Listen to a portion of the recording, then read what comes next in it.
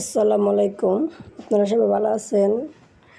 এখন বট রান্না করব। কথা বলতে বলতে পেঁয়াজের তেল দিয়ে পেঁয়াজটা ভাজা ভাজা হয়ে আসছে। 3 চামচ আদা রসুন বাটা, 1 চামচ জিরা বাটা দিয়ে একটু লাল করে ভাজা নিলাম। দিয়ে পানি দিলাম অল্প একটু, 2 চামচ হলুদ গুঁড়ো, 2 চামচ মরিচ গুঁড়ো, 1 চামচ ধনিয়া গুঁড়ো, কয়টা তেজপাতা, গরম মশলা একসাথে দিয়ে ভালো করে কষিয়ে নেব। কষিয়ে নিয়ে কষানো হয়ে গেছে, এখন বটটা দিয়ে দিলাম। বটটাকে দিয়ে ভালোভাবে মশলার সাথে মেশাতে হবে। মিশিয়ে ভালো করে একটু নাড়াচাড়া দিয়ে মিশিয়ে নেব। অল্প একটু পানি দেব। পানি দিয়ে এটাকে আমি চুলার আঁচ কমিয়ে দিয়ে 30 মিনিট কষিয়ে নেব।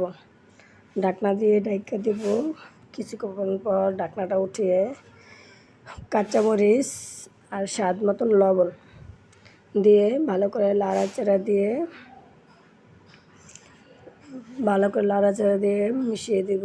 মিশিয়ে দিয়ে আবারও ঢাকনা দিয়ে ঢাকা দিব।